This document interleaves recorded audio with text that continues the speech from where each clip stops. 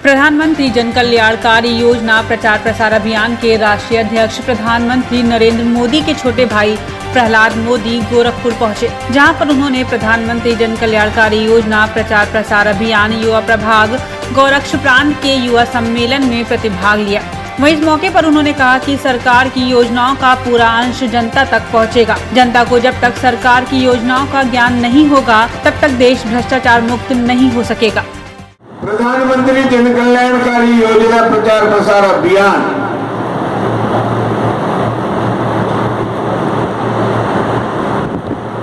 क्या है, उसकी जरूरत क्या पड़े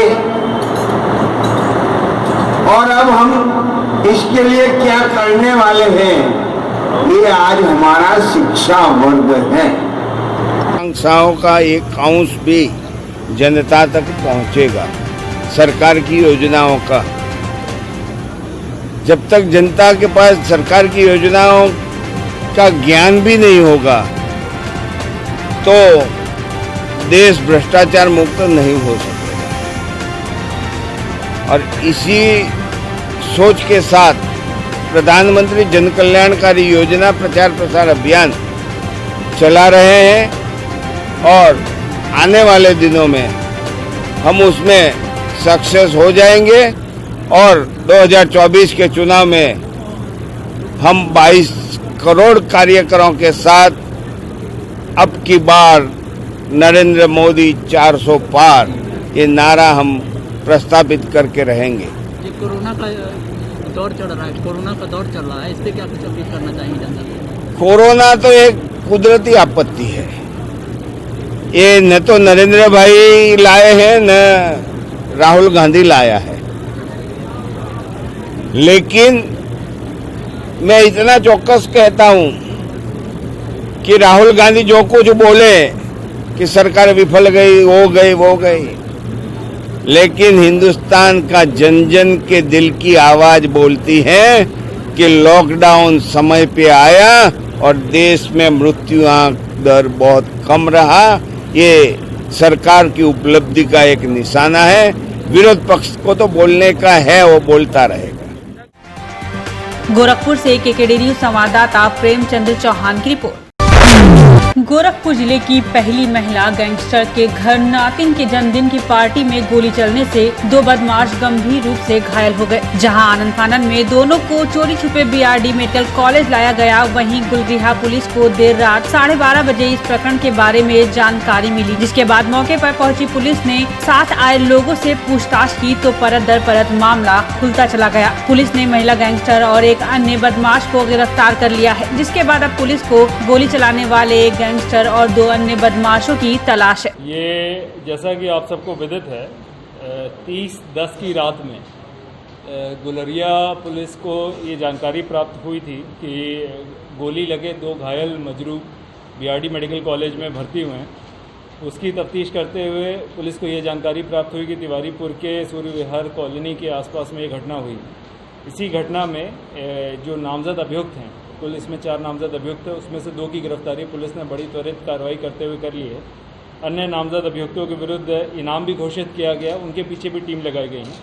इसी क्रम में आज पूर्व आपराधिक इतिहास वाले 2 लोग, गीता तिवारी और जस्सू जायसवाल, जिनके ऊपर गोरखपुर के विभिन्न थानों में कई आपराधिक इतिहास हैं, जिसमें गैंगस्टर तक के मुकदमे हैं, उन्हें आज इसी क्रम में जेल भेजा जा रहा है। और इनसे एक अवैध शस्त्र की भी बरामदगी हुई है और बाकी के जो लोग इसमें अभी बचे हुए हैं, उन पे इनाम घोषित करके उनके पीछे टीमें लगाई गई। सर, क्या कार्यक्रम चल रहा था वहाँ पे और क्या वजह थी सर गोली चलने? जानकारी जितनी अभी तक प्राप्त हुई है उसमें ये पता चला है कि गीता तिवारी के ही किसी रिश्ते में इनकी नतिनी लगी, उसका बर्थडे का कार्यक्रम था जिसमें कई आपराधिक इतिहास वाले लोग शिरकत किए थे और उसी में किसी कारणवश इनके बीच में ये गोली चली है। जैसे इसमें मेन अभियुक्त हमारे गिरफ्त में आएंगे, उसके बाद और स्थिति स्पष्ट होने के बाद आपको अवगत कराएंगे। सर, गोरखपुर की पहली महिला गैंगस्टर बताया जा रहा है, कितने इसके ऊपर आपराधिक मुकदमे हैं? ये आपराधिक इतिहास इनके अगर आप देखेंगे प्रेस नोट में डाल के आपको दिया गया है, 6 मुकदमे हैं इन पे। 6 मुकदमों में काफ़ी गंभीर धाराओं के मुकदमे हैं और सबसे गंभीर इसमें गैंगस्टर जैसे मुकदमे भी इनके ऊपर पंजीकृत हैं। और जैसा कि अभी तक की जांच में निकल कर आया है कि इसी महीने कुछ दिन पहले ये जेल से ज़मानत में गैंगस्टर में बाहर आई थी और उसके बाद इस प्रकार के ये कृत्य सामने आया। इस पर पुलिस ने मजबूती से कार्रवाई करते हुए इन्हें वापस जेल भेजा। जो व्यक्ति पकड़ा गया उसके ऊपर भी क्या आपराधिक मामला दर्ज है पहले? जो व्यक्ति पकड़ा गया है जिसमें 2 अभियुक्त पकड़े गए हैं, एक जस्सू जायसवाल, एक गीता तिवारी। जस्सू जायसवाल के ऊपर भी कई मुकदमे हैं, इनके ऊपर और अधिक गंभीर मुकदमे हैं। अभी तक 12 मुकदमे निकल कर आए हैं। इसमें हत्या, लूट तथा गैंगस्टर जैसे गंभीर मुकदमे हैं इनके ऊपर, और वापस इन्हें जेल भेजा जा रहा है। इनके पास एक अवैध शस्त्र भी बरामद हुआ है, जिसके ऊपर भी इनको लेके कार्रवाई की जाए। सर, महिला जो है गैंगस्टर, ये कब से ये आपराधिक इतिहास इनका है? इनका अगर आपराधिक इतिहास देखा जाए तो 2019 और 2020 के अपराध इनके ऊपर अभी तक प्राप्त हुए हैं, मगर ऐसा बताया जा रहा है कि कई अपराधियों को ये उसके पहले से भी संरक्षण देती आई हैं, और कई अपराधियों से इनके जान पहचान और इनकी बातें हैं। तो ऐसा है कि अपराध तिवारीपुर पुलिस अनभिज्ञ रही मामले से। तिवारीपुर पुलिस अनभिज्ञ इसलिए रही क्योंकि इनके बीच में इन्होंने इस तरह से इसको निपटाने का प्रयास किया था, मगर पुलिस ने जैसे इसमें सूचना प्राप्त की, पुलिस ने बड़ी त्वरित तरह से कार्रवाई की। इन्होंने ना तो 112 पे कोई सूचना भेजी, ना थाने सूचना भेजी। इसमें अभियुक्त और इस जिस मजरूब जो है, जिनको गोली लगी है, उनके ऊपर भी आपराधिक इतिहास निकल के आ रहा है, जिसकी जांच की जा रही है। तो इसमें गोली लगने वाला भी अपराधी है, गोली चलाने वाले भी अपराधी हैं। इनको गोली लगी, इसमें 2 मजरूब थे। एक हैं हमारे नितेश सिंह, जिनके पिता इसमें वादी हैं, जिनके और उनके साथ उनका एक मित्र था मोहम्मद आमिर मोहम्मद आमिर थे इनके साथ। एक इन दोनों को लगी है, एक के पीठ में गोली लगी है, एक के पैर में लगी है। दोनों का इलाज चल रहा है। वर्तमान में दोनों की स्थिति खतरे के बाहर बताई जा रही है। गोरखपुर से केकेडी न्यूज संवाददाता प्रेमचंद्र चौहान की रिपोर्ट। कन्नौज की तहसील छिबरामऊ क्षेत्र के गांव तालग्राम देहात में विवादित भूमि पर पट्टा आवंटन करने के विरोध में ग्रामीणों ने प्रदर्शन कर डीएम को ज्ञापन सौंपा है। आपको बता दें, ग्रामीणों ने प्रधान व लेखपाल पर धन लेकर पट्टे आवंटित करने का आरोप लगाया है। वहीं विवादित भूमि पर न्यायालय में पहले से ही मुकदमा दर्ज है। लोगों के साथ क्यों कलेक्टेड आए? मैं सर इसलिए आया हूँ कि हमारे ग्राम पंचायत तालक ग्राम देहात के प्रधान और लेखपाल, ये दोनों मिलकर लोगों से रुपए लेकर अवैध पट्टे कर रहे हैं। यहाँ तक उन्होंने महानगर में स्कूल जो विद्यालय बना है, उसके परिसर में भी पट्टे कर दिए। निर्माण कार्य वहाँ शुरू कर दिया गया है लोगों के द्वारा। कितना रुपया वसूलते हैं पट्टे के नाम पर? पट्टे के नाम पर वही किसी पे जो है 80,000 लेते हैं, किसी पे 1 लाख लेते हैं। ऐसे करके जो है विद्यालय परिसर में जो हेडपम्प लगा है। क्या नाम है आपका? मुकेश कुमार, क्षेत्र पंचायत सदस्य। कलेक्टर में इसलिए आए हैं कि हमारे तालग्राम देहात में 4 गांव हैं। रसूलाबाद, महानगर, कलकत्तापुरवा, कुशलपुरवा में एक पॉलिटेक्निक स्कूल है, उसके बराबर में पट्टे नापे गए हैं। और एक महानगर में स्कूल है, पूर्व माध्यमिक प्राथमिक, इसमें भी अवैध रूप से पट्टे नापे जा रहे हैं और 1-1 लाख रुपए, 80-80 हज़ार रुपए धनराशि ली जा रही है। कौन वसूली कर रहा है? ये लेखपाल और प्रधान। आपका शुभ नाम क्या है? नीरज कुमार। लोगों के साथ क्यों कलेक्टेड आए? मैं सर इसलिए आया हूँ कि हमारे ग्राम पंचायत तालक ग्राम देहात के प्रधान और लेखपाल, ये दोनों मिलकर लोगों से रुपए लेकर अवैध पट्टे कर रहे हैं। यहाँ तक उन्होंने महानगर में स्कूल जो विद्यालय बना है, उसके परिसर में भी पट्टे कर दिए। निर्माण कार्य वहाँ शुरू कर दिया गया है लोगों के द्वारा। कितना रुपया वसूलते हैं पट्टे के नाम पर? पट्टे के नाम पर वही किसी पे जो है 80,000 लेते हैं, किसी पे 1 लाख लेते हैं। ऐसे करके जो है विद्यालय परिसर में जो हेडपम्प लगा है। क्या नाम है आपका? मुकेश कुमार, क्षेत्र पंचायत सदस्य। कन्नौज से केकेडी न्यूज संवाददाता राजेंद्र कश्यप की रिपोर्ट। राजधानी लखनऊ में पूर्व मुख्यमंत्री सपा के राष्ट्रीय अध्यक्ष अखिलेश यादव की मौजूदगी में अनु टंडन ने समाजवादी पार्टी का हाथ थाम लिया। इससे पहले अनु टंडन 2009 में कांग्रेस से चुनाव जीतकर सांसद बनी थी, जिसके बाद 2014 और 2019 का भी उन्होंने चुनाव लड़ा, लेकिन सफलता हाथ नहीं लगी। प्राप्त जानकारी के मुताबिक उपेक्षा और प्रदेश नेतृत्व से नाराज होकर उन्होंने 29 अक्टूबर को कांग्रेस से इस्तीफा दे दिया था। इसके लिए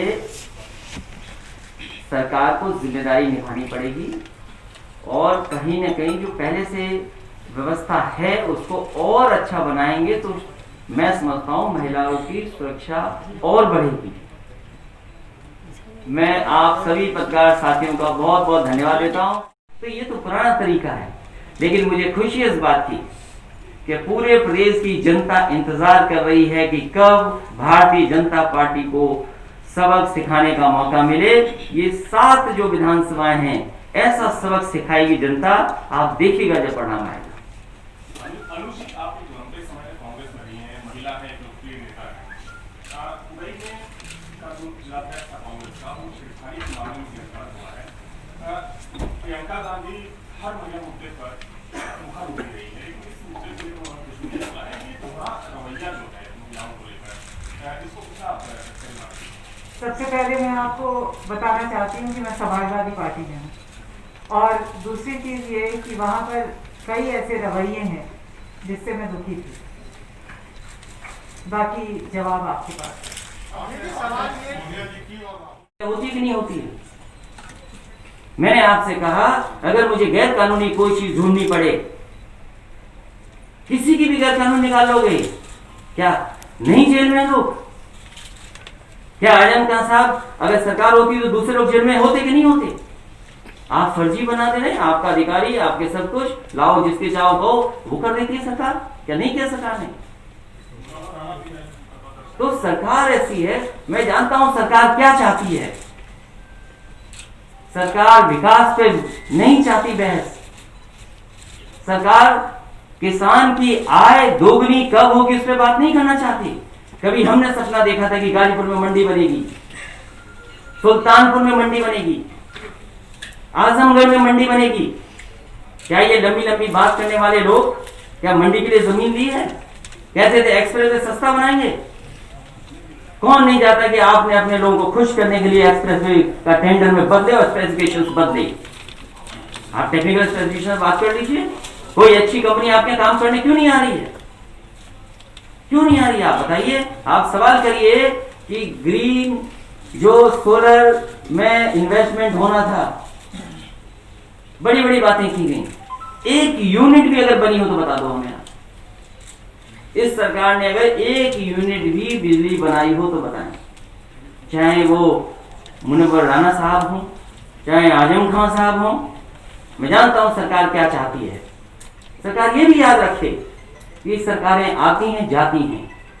अधिकारियों को इतनी ताकत दे दोगे आप, इतना दबाव बना करके जो चाहोगे वैसी रिपोर्ट लिखवा लोगे और कार्रवाई कर दोगे, तो न जाने कितनी इलीगल चीजें हैं। आप पता कर लीजिए शुक्लागंज कौन सा लीगल है पूरा। सरकार चाहेगी तो नुकसान कर देगी।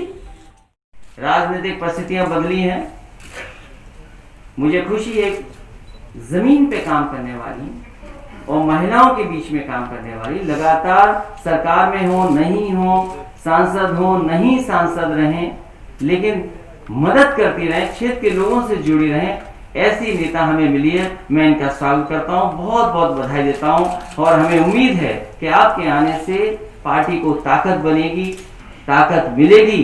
और यही प्रयास हमारा रहेगा कि अच्छे लोगों को पार्टी से हम जोड़ें।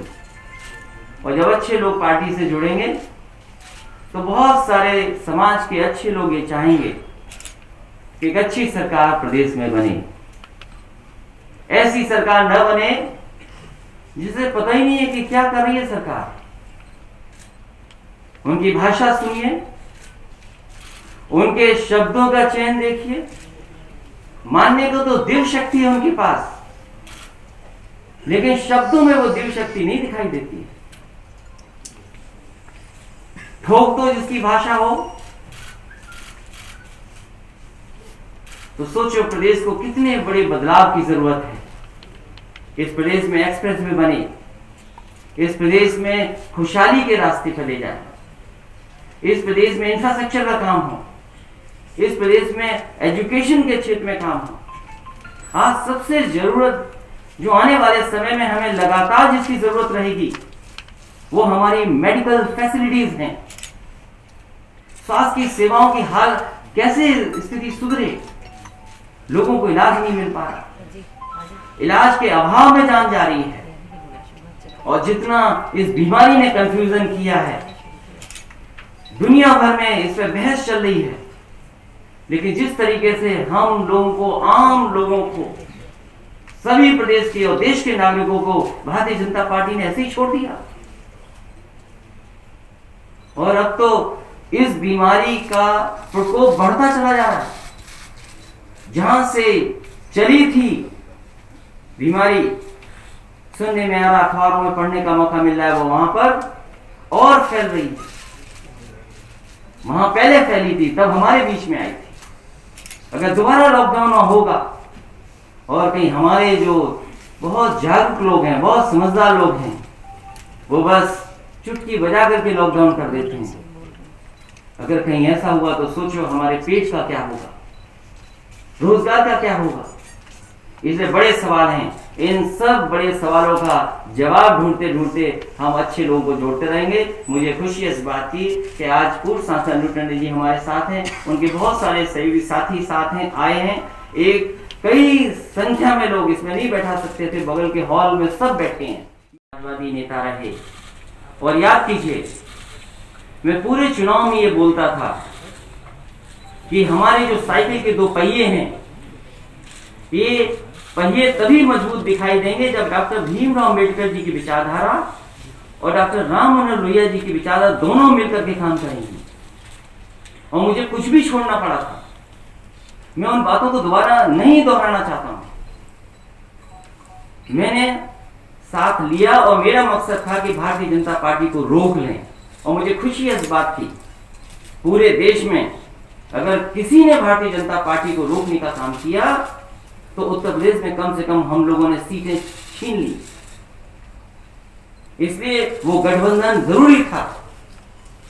और हम किसी के खिलाफ नहीं हैं, हम सबको साथ लेकर के चलना चाहते हैं, चाहे वो समाज का कोई वर्ग हो। और जब तक हम जोड़ेंगे नहीं, तब तक भारतीय जनता पार्टी का कैसे मुकाबला करेंगे।